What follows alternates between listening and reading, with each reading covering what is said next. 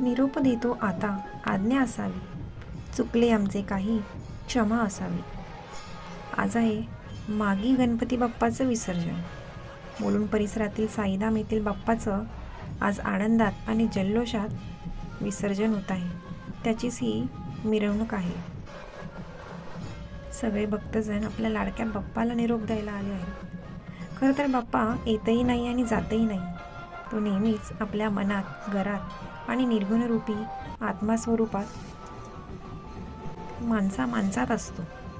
पण आपण माणसं त्याची सगुणरूपी मूर्तीची स्थापना करून आपल्याला आनंद मिळवण्याचा प्रयत्न करतो.